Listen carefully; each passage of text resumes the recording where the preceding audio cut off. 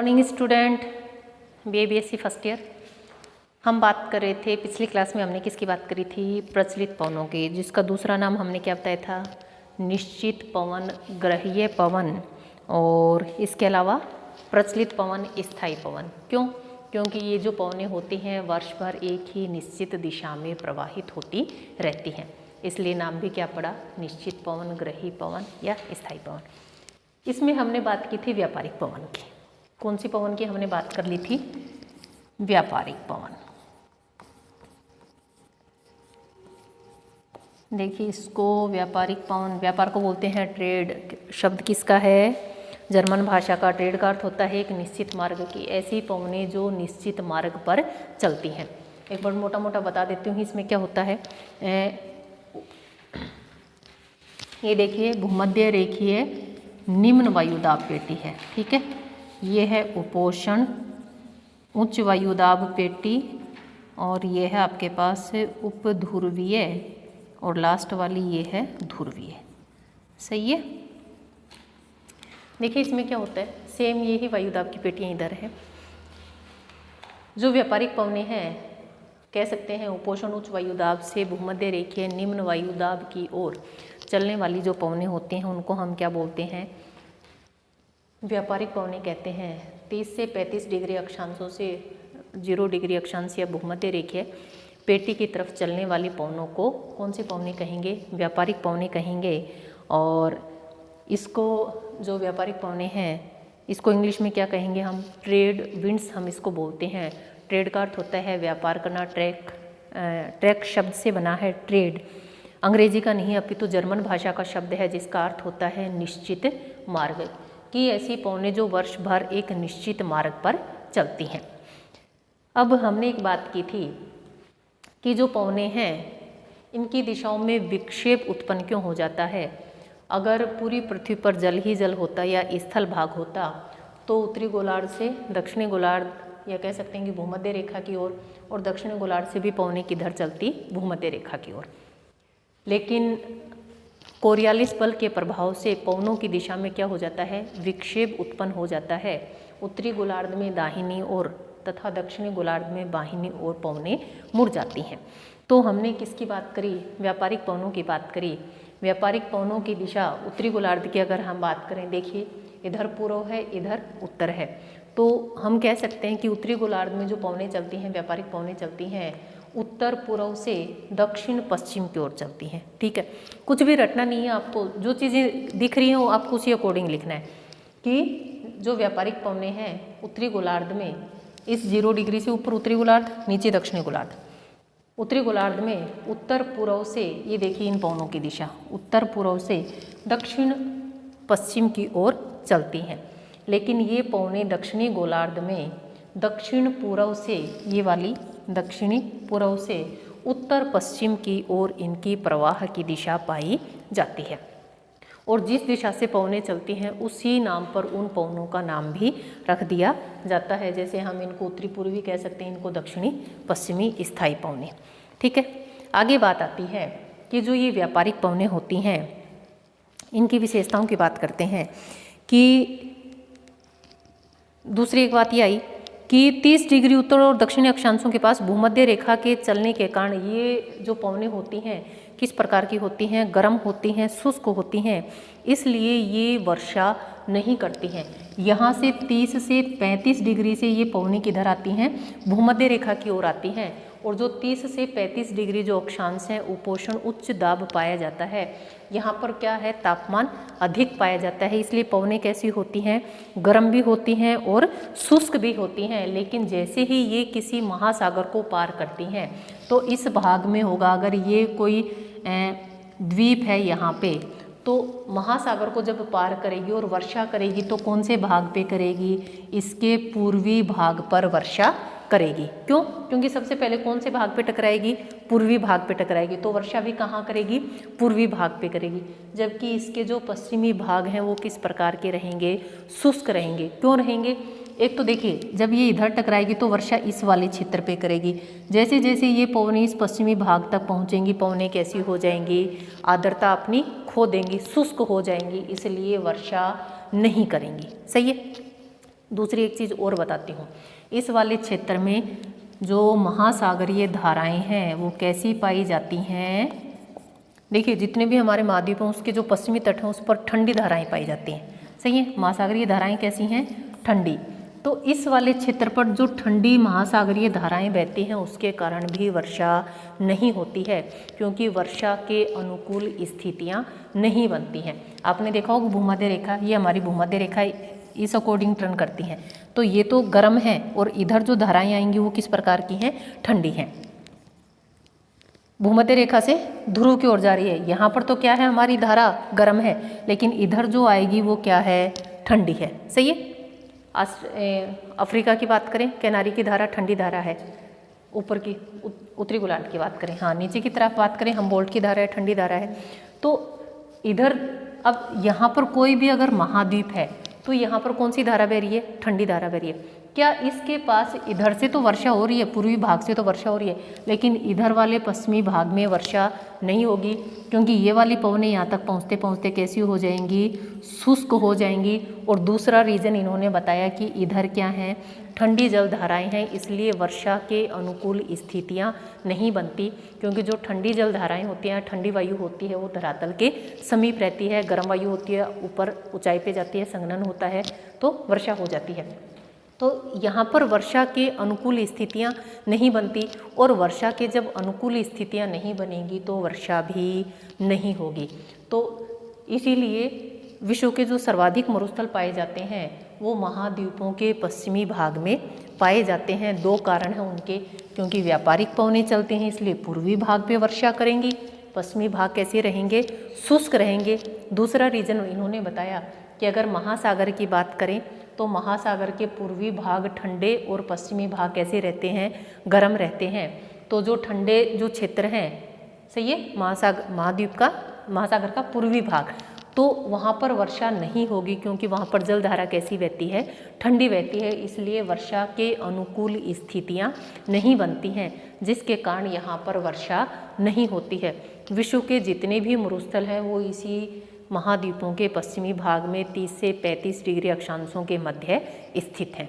सही है, क्लियर है। वर्षा वाली स्थितियाँ बनती नहीं, इसलिए क्या है, मरुस्थल हैं। और जहाँ वर्षा सर्वाधिक कम मात्रा में पाई जाती है, वर्षा न के बराबर पाई जाती है, वहाँ कैसी स्थितियाँ पाई जाती हैं, वहाँ पर मरुस्थलीय स्थितियाँ पाई जाती हैं। दूसरा इन्होंने कहा कि भूमध्य रेखा पर रोज दोपहर क्या होती है, घनघोर वर्षा होती है। क्यों होती है वो देखिए आप, दोनों तरफ से, इधर से ये पवनें आ रही हैं, इधर से ये पवनें आ रही हैं, क्या होगी, पवनें आपस में टकराएंगी, पवनें आपस में टकराएंगी तो ऊपर उठेंगी, क्या होगी, घन घोर वर्षा होगी। सही, मूसलाधार वर्षा होगी। रीजन देखिए, मैंने आपको बताया था कि भूमध्य रेखा पर रोज दोपहर 2 बजे बाद वर्षा होती है, मूसलाधार वर्षा होती है। क्यों होती है, क्योंकि दोनों तरफ से जब ये व्यापारिक पवनें आती हैं आपस में टकराती हैं, नीचे धरातल आ गया, पवनें कहाँ जाती हैं, ऊपर जाती हैं। सही, संघनन होगा, तापमान अधिक पाया जाता है, संघनन होगा, संघनन होने से क्या होगी, वर्षा होगी। तो इस क्षेत्र में रोज दोपहर 2 बजे बाद क्या होती है, मूसलाधार वर्षा पाई जाती है। और यहाँ पर पवनों का क्या हो रहा है, अभिसरण हो रहा है। अभिसरण का अर्थ होता है कि दोनों तरफ से पवनें आकर उसी स्थान पर मिलना। सही है, इधर से ये पवन आ रही है, इधर से ये पवन आ रही है, पवनें आपस में टकरा रही है, तो क्या हो रहा है, अभिसरण हो रहा है। सही है। तीसरा इन्होंने कहा कि ये जो पवनें हैं स्थायी होती हैं, सुनिश्चित होती हैं। देखिए स्थायी इसलिए होती हैं, आपको पता है कि वर्ष भर एक ही दिशा में चलती हैं, इसलिए क्या है, स्थायी पवनें हैं। सुनिश्चित मार्ग पर चलती हैं, इनका वेग 15 से 25 किलोमीटर प्रति घंटा होता है, लेकिन शीतकाल में ये ऋतु अधिक और ग्रीष्म ऋतु में इनकी जो गति होती है वो क्या पाई जाती है, कम पाई जाती है। और ऐसा मानना है कि इनका जो विस्तार है महासागरों पर अधिक पाया जाता है। और हिंद महासागर की अगर बात करें तो ये जो पवनें हैं मानसून में परिणित हो जाती हैं। मतलब समझिए आप इस चीज़ का कि देखिए क्या होता है, आपके जो हिंद महासागर है भारत के नीचे स्थित है उसकी, सही है। तो यहाँ पर जो पवनें होती हैं साल में 2 बार अपनी दिशाओं में परिवर्तन कर लेती हैं। किसके कारण कर लेती हैं, मानसून के कारण। सही है, गर्मियों में आप देखते हैं कि इस प्रकार से पवनें चलती हैं, सर्दियों में इस प्रकार से पवनें चलती हैं, वापस अपोजिट साइड। क्यों, क्योंकि देखिए मानसून क्या होता है कि ऋतु के अनुसार अपनी दिशा में परिवर्तन कर लेना। ग्रीष्म ऋतु में स्थितियाँ ऐसी बनती हैं, तिब्बत का पठार है, उच्च वायुदाब निम्न वायुदाब के केंद्र बनते हैं, तो हिंद महासागर से ये कह सकते हैं कि हम हवाएं इस प्रकार से चलना प्रारंभ करती हैं, ठीक है। लेकिन शीतकाल में क्या होती हैं, स्थितियाँ विपरीत होती हैं, इन हवाओं की दिशा किस प्रकार हो जाती है, बिल्कुल विपरीत हो जाती है, सही है। तो हिंद महासागर में इसकी स्थिति क्या रहती है, हिंद महासागर में ये मानसून पवनों में परिणित हो जाती हैं, बदल जाती हैं, वहाँ पर उस प्रकार की स्थायी दिशा इनकी नहीं पाई जाती है। जैसे ही सर्दी और गर्मी का मौसम होता है या मानसून के अकॉर्डिंग ये पवनें अपनी दिशा में परिवर्तन कर लेती हैं। समझ रहे इसका अर्थ कि हिंद महासागर में मानसून के प्रभाव के कारण इन पवनों की दिशा में क्या पाया जाता है, परिवर्तन पाया जाता है। नेक्स्ट हम बात करेंगे, ये थी हमारी व्यापारिक पवनें। सेकंड है हमारे पास कौन सी पवनें हैं, हेडिंग ही डाल लो। सेकंड है पछुआ पवन। ये देखिए पछुआ पवनें क्या होती हैं, 30 से 35 डिग्री अक्षांशों से और हम कह सकते हैं 60-65 डिग्री अक्षांश तक बहने वाली पवनों को हम कौन सी पवनें कहेंगे, पछुआ पवनें कहते हैं। या दूसरा हम कह सकते हैं उपोषण उच्च दाब से उप ध्रुवीय निम्न वायुदाब की ओर बहने वाली पवनों को हम क्या कहेंगे, या चलने वाली पवनों को हम क्या कहेंगे, पछुआ पवनें। दोनों गोलार्ध में चलती हैं। देखिए उपोषण उच्च वायुदाब और उप ध्रुवीय इसी प्रकार के ऊपर पेटियां हैं। तो उपोषण उच्च वायुदाब से उप ध्रुवीय निम्न वायुदाब की ओर चलने वाली पवनों को हम क्या कहेंगे, पछुआ पवनें, सही है। देखिए क्या होता है कि ये जो पछुआ पवनें, और दूसरा इन्होंने कहा 30 से 35 डिग्री और 60 से 66 डिग्री अक्षांशों के मध्य बहने वाली पवनों को भी हम क्या कहेंगे, पछुआ पवनें। पृथ्वी की जो परिभ्रमण गति है उसके कारण ये पवनें उत्तरी गोलार्ध की, देखिए उत्तरी गोलार्ध की बात करें, उत्तरी गोलार्ध में इनकी दिशा बताइए। पृथ्वी की परिभ्रमण गति के कारण इनकी दिशा उत्तरी गोलार्ध में दक्षिण पश्चिम से उत्तर पूर्व की ओर है। देखिए जिधर पवनें जा रही हैं उधर ही नाम ले सकते हैं, सही है। दिशाओं को भी रटने की आवश्यकता नहीं है, 4 दिशाएं हमारे पास, पूर्व पश्चिम उत्तर और दक्षिण। तो ये पवनें हमारे पास पछुआ पवनें। तो उत्तरी गोलार्ध में हम बताएंगे कि दक्षिण पश्चिम से लेकर उत्तर पूर्व की ओर इनकी प्रवाह की दिशा पाई जाती है, जबकि दक्षिणी गोलार्ध में उत्तर पश्चिम से दक्षिण पूर्व में इनकी प्रवाह की दिशा पाई जाती है, सही है। मैप में देखना आप, जो डायग्राम हमने बना रखा है और जिस प्रकार से पवनें प्रवाहित हो रही हैं उसका वर्णन हम कर देंगे। दूसरी बात आती है कि ये प्राय शीतोष्ण कटिबंध और शीत कटिबंध में चला करती हैं। सीधी सी बात है, यहाँ के बाद कौन सा कटिबंध आ जाता है, शीत और शीतोष्ण कटिबंध आ जाता है, क्योंकि उष्ण कटिबंध तो भूमध्य रेखा के आसपास वाला क्षेत्र है। तो हम कह सकते हैं कि ये जो पवनें हैं शीतोष्ण कटिबंध और शीत कटिबंध में चला करती हैं, सही है भाई। जैसा क्षेत्र है उसके बारे में हमने बता दिया। आगे बात करते हैं, और इनकी प्रवाह दिशा हमेशा एक सी नहीं रहती है, और न ही यहाँ जो मौसम होता है वह किस प्रकार का रहता है, शांत रह पाता है। कह सकते हैं कि इस वाले क्षेत्र में मौसम की परिवर्तनशीलता देखने को मिलती है। एक जैसा मौसम नहीं रहता है, मौसम में बहुत जल्दी जल्दी क्या होते रहते हैं, बदलाव होते रहते हैं। रीज़न इन्होंने बताया कि रीज़न क्या है कि मौसम में बदलाव क्यों रहते हैं। एक तो होते हैं शीतोष्ण चक्रवात, चक्रवात पता है ना, निम्न वायुदाब के केंद्र। एक तो शीतोष्ण चक्रवात चलते हैं, दूसरे चलते हैं प्रति चक्रवात, हाँ एंटी साइक्लोन। इस क्षेत्र में ये 2 चीज़ें हैं, एक शीतोष्ण कटिबंधीय चक्रवात और दूसरे हैं प्रति चक्रवात। इन पछुआ जो हवाओं का क्षेत्र है 35 से 66 डिग्री तक, इस क्षेत्र में शीतोष्ण कटिबंधीय चक्रवात और प्रति चक्रवात पाए जाते हैं, जिसके कारण मौसम जो है वो परिवर्तनशील पाया जाता है। एक जैसा मौसम यहाँ पर नहीं रहता है कि मौसम में बहुत जल्दी परिवर्तन आ जाता है। जैसे ही शीतोष्ण कटिबंध चक्रवात आएगा मौसम में बदल जाएगा, सही है। प्रति चक्रवात हो जाएगा तो अलग दशाएं पाई जाएंगी कि वर्षा नहीं होगी। तो इसके कारण क्या पाई जाती है, बड़ी अनियमित अवस्था इस क्षेत्र में, पछुआ हवाओं के क्षेत्र में पाई जाती है। और हम कह सकते हैं कि उत्तरी गोलार्ध और दक्षिणी गोलार्ध में पवनों की जो स्थायी या प्रवाह है अधिक स्थायी और सुनिश्चित होता है। देखिए उत्तरी गोलार्ध की अपेक्षा दक्षिणी गोलार्ध में जो पवनें हैं वो अधिक स्थायी रूप से चलती हैं। क्यों चलती हैं उसका रीज़न बताती हूँ आपको। आपने गरजता 40, प्रचंड 50, चीखता 60 नाम सुना होगा। नाविक थे, उन्होंने क्या किया, इस भाग पे तो अगर हम बात करें तो हमारे जल और स्थल भाग दोनों हैं, इसलिए पवनों की अधिक गति नहीं हो पाती है। सही है, जल भाग आ गया, पवनों की गति बढ़ी, जैसे ही स्थल भाग आ गया, इमारतें आ गई और आगे, पवनों की गति क्या हो गई, कम हो गई। सही है, तो उत्तरी गोलार्ध में पवनों की इतनी गति नहीं पाई जाती, जबकि दक्षिणी गोलार्ध में पवनों की गति तीव्र पाई जाती है। दक्षिणी गोलार्ध में जो गति है वो तीव्र क्यों पाई जाती है, क्योंकि सागरीय भाग है। सही है, और सागर पर जो हवाएं चलती हैं बिना किसी रोक टोक के चलती हैं, तो जब कोई अवरोध ही नहीं होगा तो पवनों की गति क्या हो जाती है, तीव्र हो जाती है। तो 40 डिग्री अक्षांश पर दक्षिणी गोलार्ध में कहते हैं सिर्फ, उत्तरी गोलार्ध में जल और स्थल भाग दोनों पाए जाते हैं, इसलिए पवनों की जो गति है वो कम पाई जाती है, जबकि दक्षिणी गोलार्ध में जल की अधिकता पाई जाने के कारण पवनों की गति अधिक पाई जाती है। 40 डिग्री अक्षांश के पास इनको क्या बोलते हैं, गरजती 40, गरजती 40 मतलब 40 डिग्री अक्षांश के पास। सही है, 50 डिग्री के पास इनका थोड़ा सा जो रूप होता है वो और भयंकर हो जाता है, वहाँ पर क्या बोलते हैं, प्रचंड 50। सही है, 50 डिग्री अक्षांश दक्षिणी गोलार्ध की बात करें। 60 डिग्री अक्षांश के पास इनको बोलते हैं चीखता 60।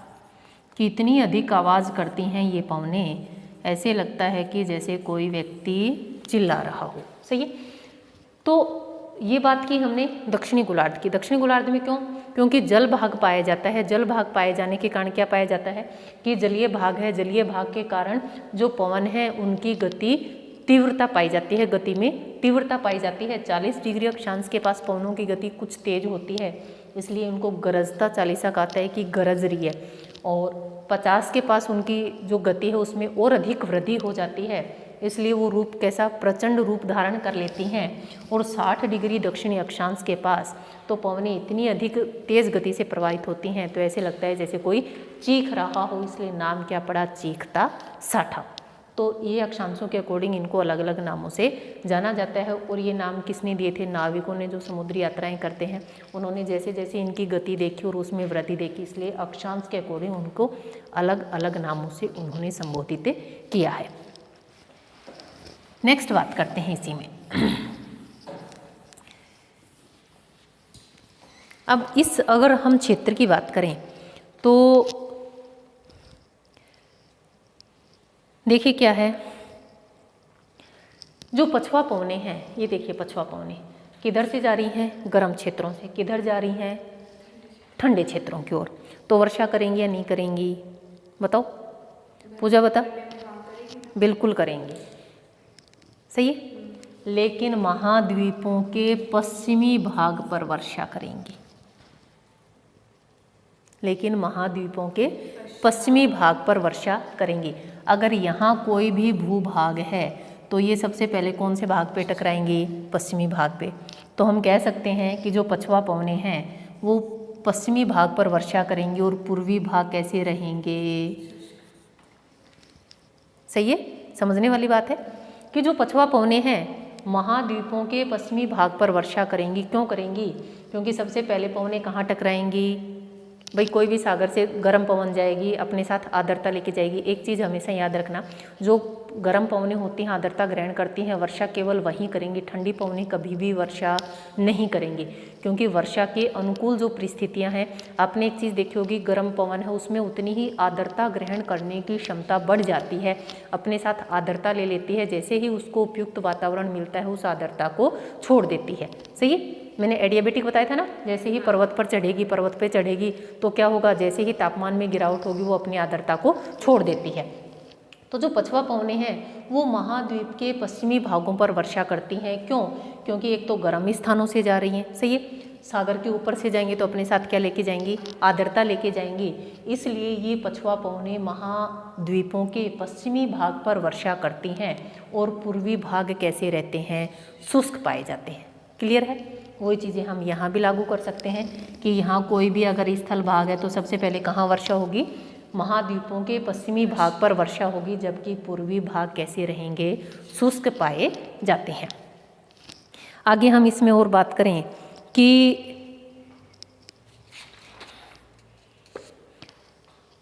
बस भारी वर्षा करती हैं, सागर क्षेत्र से जाएंगे तो भारी वर्षा करेंगी, और इधर तो हमारे पास क्या है, महाद्वीप है ही नहीं। अगर यहाँ भी कोई ऐसा क्षेत्र होता तो पश्चिमी भाग पे वर्षा होती, जबकि पूर्वी भाग कैसे रहते, शुष्क रहते।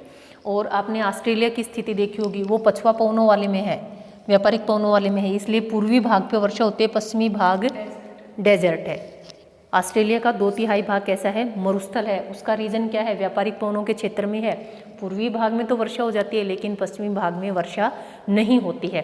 अब वर्षा नहीं होती तो क्या है, इसीलिए ऑस्ट्रेलिया का जो 2/3 भाग है वो किस प्रकार का है, मरुस्थलीय है। और लास्ट हम इसमें किसकी बात करेंगे, देखिए इसमें एक चीज़ और बताई है कि जब वायुदाब पेटियाँ खिसकती हैं तो मैंने आपको बताया था कि उत्तरायण और दक्षिणायन उनकी स्थिति पाई जाती है। जब सूर्य की किरणें 21 जून को भूमध्य रेखा पर चमकती हैं तो जो ध्रुवीय पेटी है उनको छोड़ दीजिए, बाकी जितनी भी पेटी हैं वो उत्तर में स्थानांतरित हो जाती हैं, सही। तो जब ये उत्तर में स्थानांतरित होती हैं तो क्या हो जाता है कि इन पवनों का जो प्रभाव है वो 30 डिग्री अक्षांश तक आ जाता है।